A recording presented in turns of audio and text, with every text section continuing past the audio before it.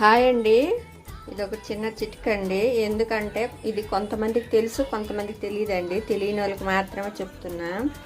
మనము daily tea వడబోసి ఇగో ఇదంతా కప్పుడైపోద్ది కదండి, మెస్ అంతా.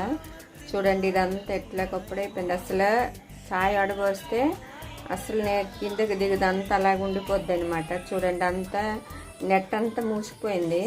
చూడండి ఇదంతా ఇట్లా మనము చాయ్ బాస్తాం అనుకోండి, ఇట్లా ఫ్రీగా వెళ్దండి. చూడండి ఇగో ఇదంతా ఉండిపోయింది. ఇది వాటర్ కాబట్టి వెళ్ళిపోయింది, చాయ్ అయితే పోదు. ఇది ఎట్లా పోవాలంటే చూడండి, ఇదిగండి ఇట్లా మంట మీద కాల్చాలండి. చాయ్ పత్తి ఉన్నంత వరకు, ఎక్కడెక్కడ చాయ్ పత్తి ఉందో అంత ఇట్లా కాల్చాలి మంట మీద.